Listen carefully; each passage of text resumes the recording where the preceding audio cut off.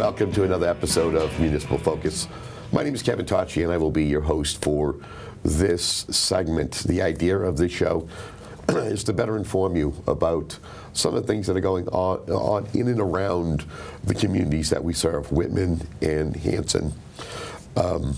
As we try to educate you, whether it's with municipal government, upcoming projects and things that are going on, elections, town meeting, etc. And also, it doesn't just stick with one form of government.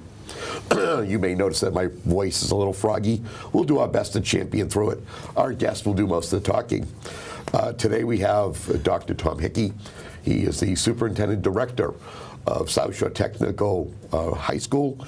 That is, of course, the regional high school, as they have an upcoming vote on January 25th, a district vote in regards to the appeal to build a new school, kind of the funding mechanism. He's going to give us all the details from the project to where we stand now. Tom, welcome to the show. Hi, Kevin. Thanks for having me. Nice to see you. And sorry that you're not feeling 100%. That's okay. We'll still be able to deliver the message. Yes. First and foremost, talk to us, folks who may just be on the outside of this. I know that there was recently a town meeting that was successful in Whitman in regards to the need for a new high school. Talk to us about the main reasons for, in short, for a new building. Sure. So I'll just start with briefly with the town meeting. So the purpose of that warrant article, which was successful and is now with the Department of Education as it passed the requisite number of towns, was to change how we apportioned debt for any kind of borrowing. Of course, the most obvious next borrowing project could be the school building project. And we basically converted from a fixed debt share to a 4-year rolling average.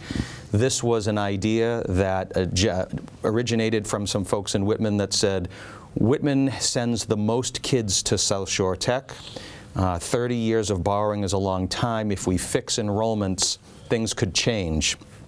And that was the prevailing wisdom, and the rest of the district said, that's a good idea. So that came at a time, for the real reason that I'm here is to talk about the building project, because clearly if this project is successful, debt share will change over time now based on student enrollment trends.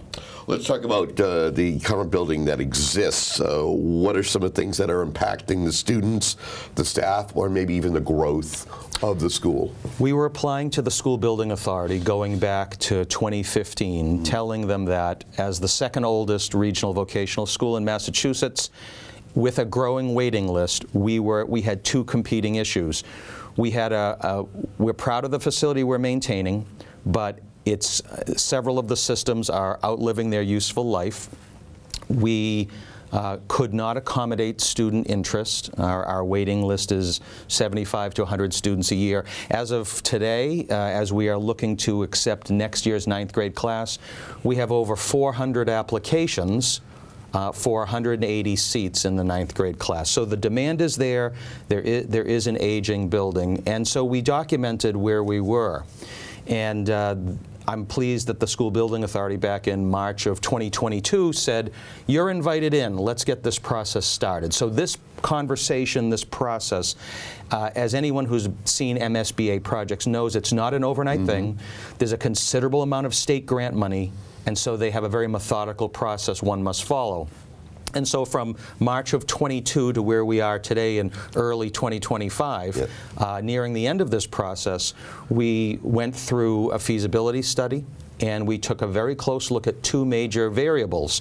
What kind of construction would be the best value for the taxpayers and meet the educational plan that we have, and what should be the design enrollment? The MSBA said, you've brought in a new town, Marshfield. You have 9 towns now. That's more capacity for kids to come to the school, also helping with cost sharing. So they allowed us to study a range of enrollments, everything from smaller than what we currently have up to about 975.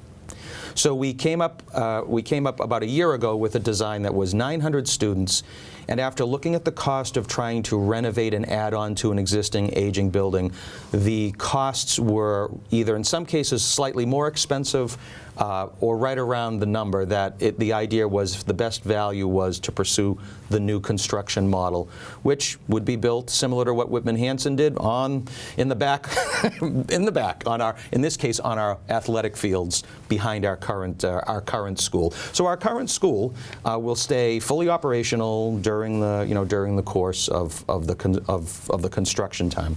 Well, let's talk about the proposed timeline for the building of the new school, assuming that the funding is approved. What are we looking at? So if we, and we can revisit, we can make sure we emphasize to viewers about the election and what's involved, but if the aggregate number of yays prevails after the January 25th ballot, we would do 1 year of design development and we would put a shovel in the ground in the middle of 2026. About a 2-year construction window for the building. We should be able to open this building for the 2028-2029 school year. And then following that, we would relocate the parking. We would essentially transition parking and athletic fields after that. But the most important part, which is when would this building be operational, it would be for the 28-29 school year. Talk to me about some of the key features that you and your staff are probably excited about and how it's going to benefit the students and the community. Well, I think first of all, what I'm most pleased with the design is that we've designed a tight building with very limited low-frequency space. What I mean by that is I point very carefully to we have a multi-purpose auditorium that will house maybe half the students if we need it for a traditional purpose. It has retractable seats, and we're going to be able to use the floor of the auditorium, kind of like you take the idea of bleachers in the gym, except supersize it a bit. And we're going to be able to use that auditorium for wrestling practices and other events, Credit for Life fairs. And so when we designed this, we said we need more space. We need space that meets the modern times for education, but we don't need something over the top. And so that was a real hallmark. We put our gymnasium on the second floor because we could not have it, there wasn't enough space horizontally. We ended up with a partial second and third floor with the most important part, the specialized heavy industry shops on our first floor. But from my point of view, I'm going to appreciate more modest things such as maybe not needing to have 5 lunches from 10:20 in the morning until 12:30 because we have an undersized cafeteria. I'm going to appreciate that I will be able to give that not every academic teacher I have right now has to share a classroom. That eats up a lot of instructional space. All of my science labs are 750 square feet, former classrooms. The standards today, thankfully, allow for more space for lab work, for proper chemical storage, and for desk work. Now, these seem like fundamental things, but I know our faculty would be very appreciative. On a vocational side of our school, there's going to be more space in our shops. There's going to be more space to allow students to have independent work. And my best example would be in a bigger automotive shop with more bays for kids to take on work. I don't have to have high ratios of students to cars. To have 4 students working on 1 car has some merit, but when I can lower that ratio and give kids more chance to have that hands-on experience, it makes a difference. And if I were to wrap all this up, Kevin, I would say this design offers a more secure building. Building security for high schools from back in the day compared to now, I don't think I have to take a deep dive to say that has to be paramount importance. And so modern security measures are definitely built into the school because the public is an active part of our school, our restaurant, our salon, etc. To punctuate it, I would say that we're also very excited that in this new design, along with the 12 vocational programs we have, we will be adding a plumbing program and a veterinary science program. Wow. So on the first floor of the school, as you enter, we're going to have 3 vocational programs, front-facing public service programs: our school restaurant, the Brass Lantern, Studio B, our cosmetology shop and salon, and this veterinary science program. And so we love the theme of welcoming the public to our what will be our most popular front-facing programs with public engagement. I appreciate some of the basics. I appreciate the increased security. Better shop space for students, new in-demand programs. As you can imagine, the labor market has to call for. If we're running programs, there has to be a strong labor market demand. So we know we're gonna meet that goal. It sounds fantastic. It's like when you're going in, you're shopping for a new car. It's got all these bells and whistles. Right. But at the end of the day, you want to kind of say, well, what is the total cost going to be? How is the state contributing to this versus taxpayer? Right. I mean, show me a $1 million car, and at some point in the bubble above my head, I'm going to be saying, what's this going to cost? Where does this shake out? And that's really the question that I will say. This isn't a conversation about vocational education or its value. This is as much a conversation about what's the cost. So when we looked at all of the various models and we landed on something that was a new construction design, the total cost at the beginning of the project would be $276 million. We, thanks to the support of our towns, had saved stabilization money for the feasibility study. So we were able to, we didn't have to finance the feasibility study, which helps a little bit. That was a couple $1 million. And so now, when I talk about bringing this number down slightly, my first step is, feasibility is over. We're going to have some leftover stabilization money that we can put back into the project. That will be great. So at about $274 million after feasibility, the maximum state grant from the School Building Authority is about $111 million. And that leaves my estimate, approximately $162 million at the end. So $162 million project that would be divided up between 9 communities based on, as I said earlier, right, that 4-year rolling average eventually. That's the amount of money that that would be distributed. I'm happy to say, in the midst of this is expensive and there's no good time to ask for 9 towns to take this on, and we don't educate the majority of students in the towns, but people do see a value of having this public school option available. The short-term good news is that the impact on fiscal '26 and fiscal '27 would be relatively minor because we're not really into the construction. We do have a project website, southshoretechproject.com, and we have posted some tax impact information.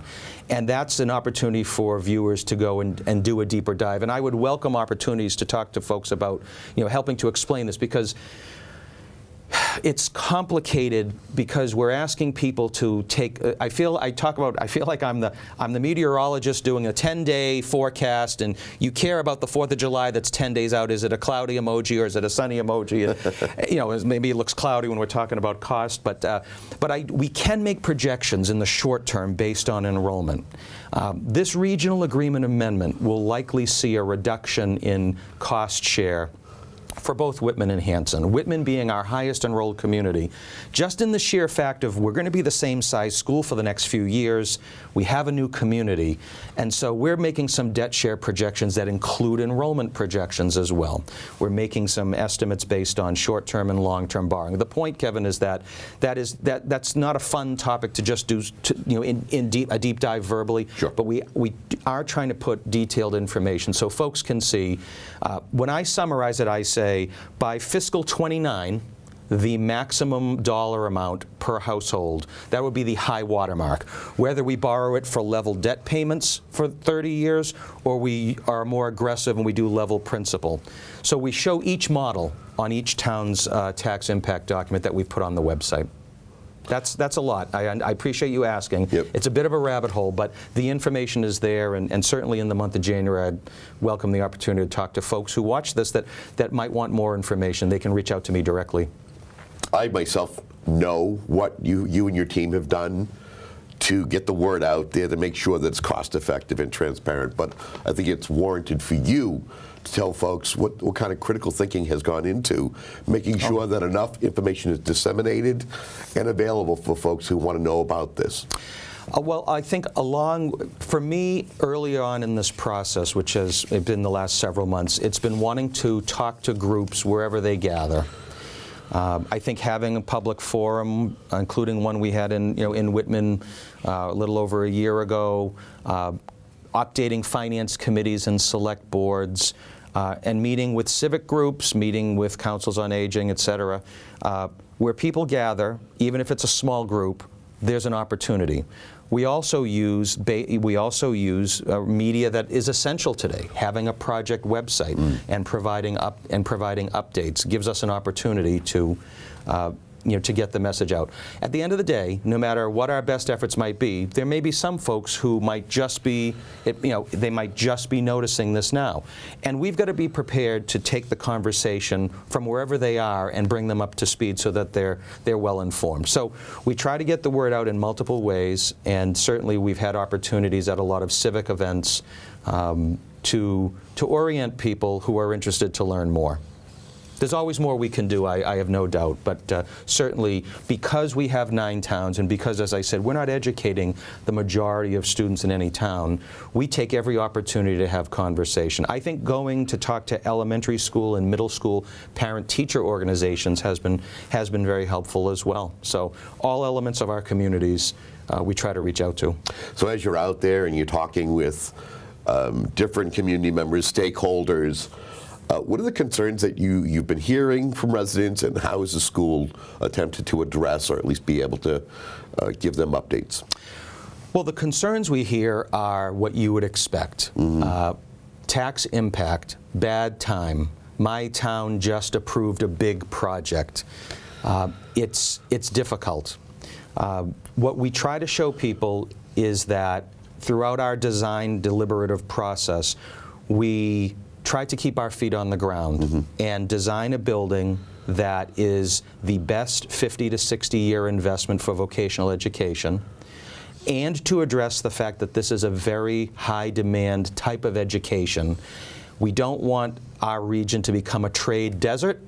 I'm not saying that that would happen overnight, but certainly if we're turning a lot of kids away, that matters. But that all sounds great. Voc Ed, we want to bring in more kids, but people have every right to have they can be equally as passionate about, what's the cost impact. Yeah. And so when we take people through the process of how we led up to this design, and how the MSBA gave us a little more of a reimbursement rate because of good maintenance practices, and because we added another town, and also the fact that when we look at the ineligible costs, I've said this in other forums, but one of the data points that resonated with me was the grossing factor, which is a term that basically means what percentage of the school did you end up designing that doesn't actually educate kids? The bathrooms, the hallways, the closets. Our grossing factor was below the state, what the state would allow. Now that struck me after and this was something that near the end when the project team started to calculate this, I said that's a good signal that we've put together a school that's going to take care of the bread and butter mission, but at the same time show that every square foot matters, and when you can eliminate square feet, that matters as well. My district office, which is in an adjacent property to the school, my office isn't going to be in this new school, in part because the MSBA does not reimburse for district administration space.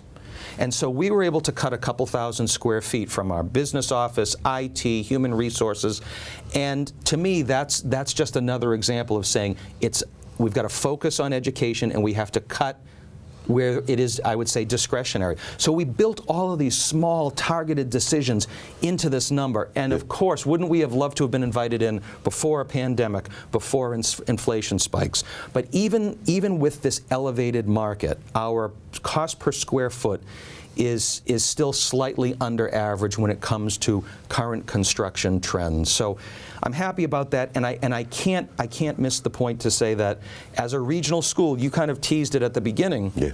When you have 9 towns sharing the cost, it reflects well on the wisdom of the folks from the late 1950s and early 60s who said, let's get on board with this idea because our little towns we couldn't offer 14 career pathways on our own.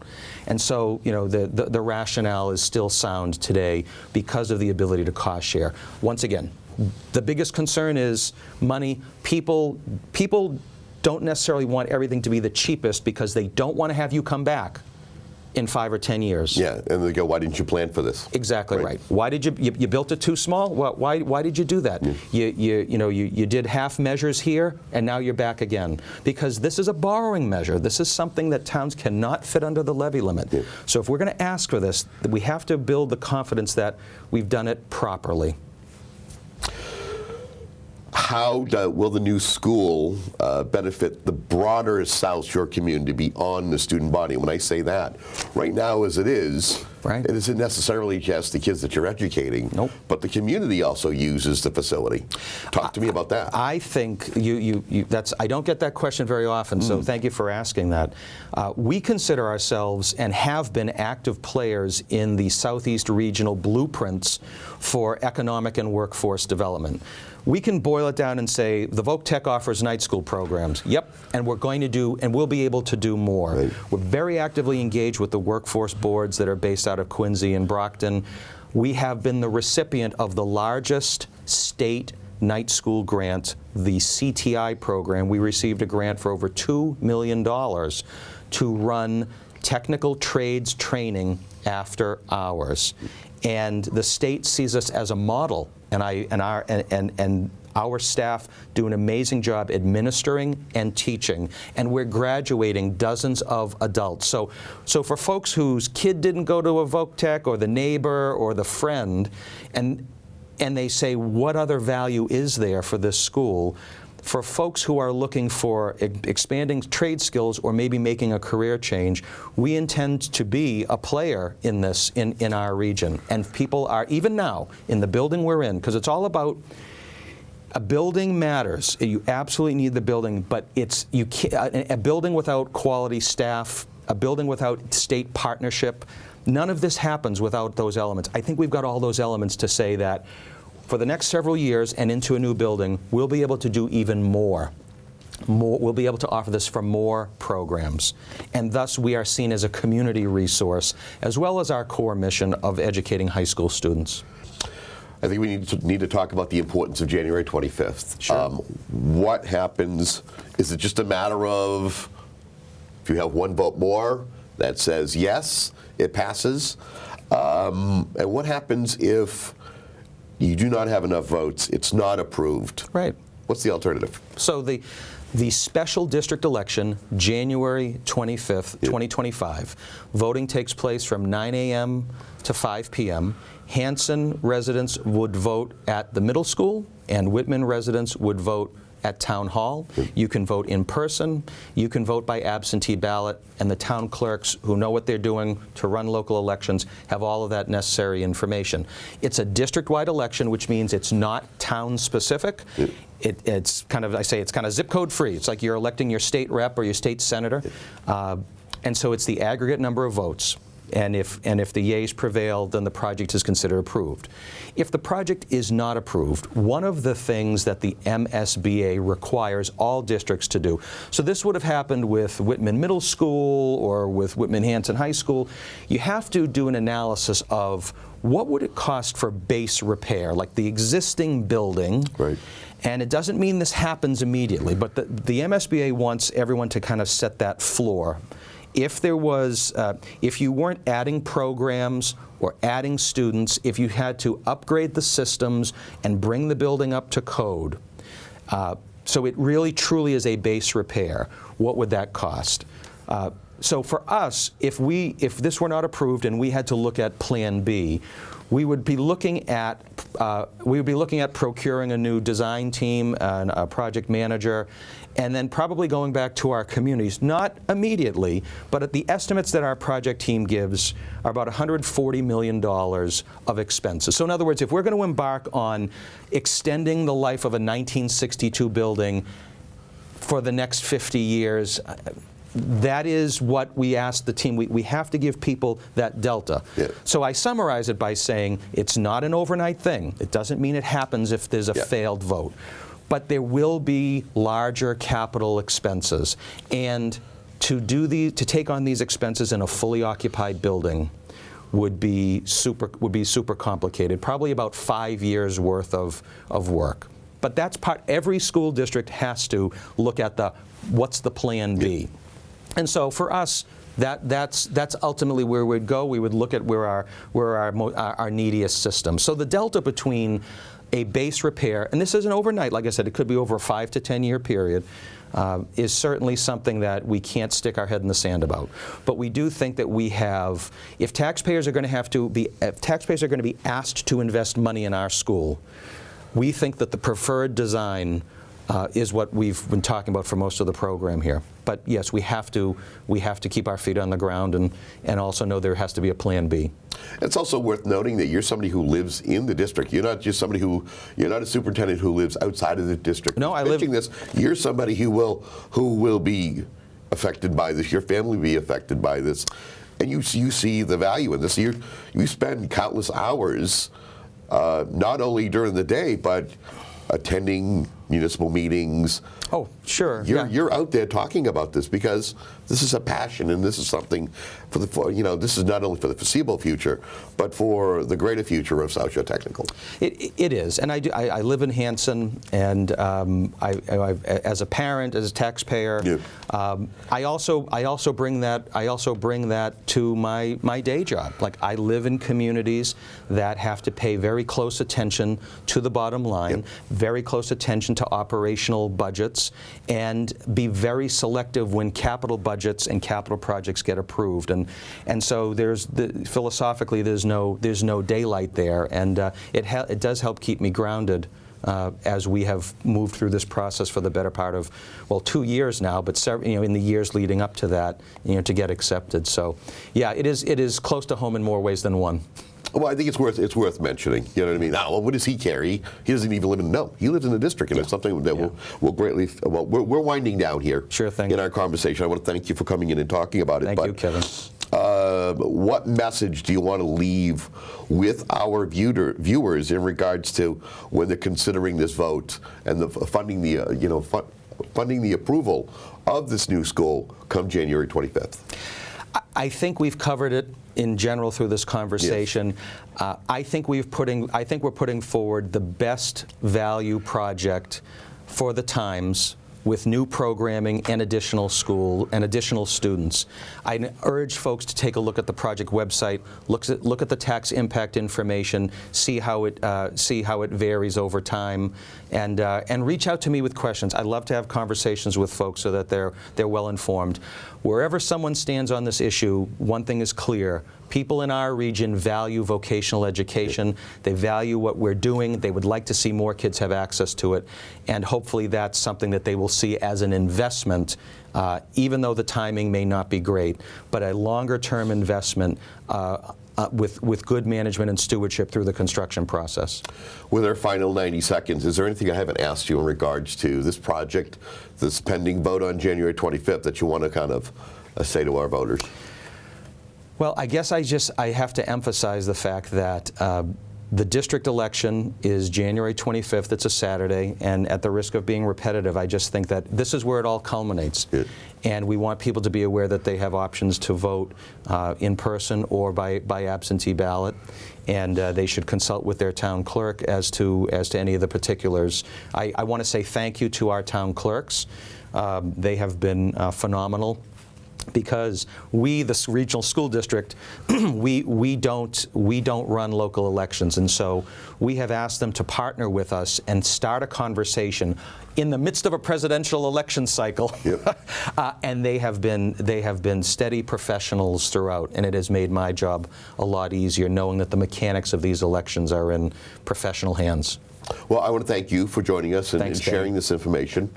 I want to thank you, the viewers of Whitman-Hanson Community Access, as we try to do our best to provide information to keep you in the know, so you can make the decisions you think are best for your community. Again, serving both Whitman and Hanson, that's what we like to do, is make sure that you have that information readily available, so you can feel that you've made the best decision.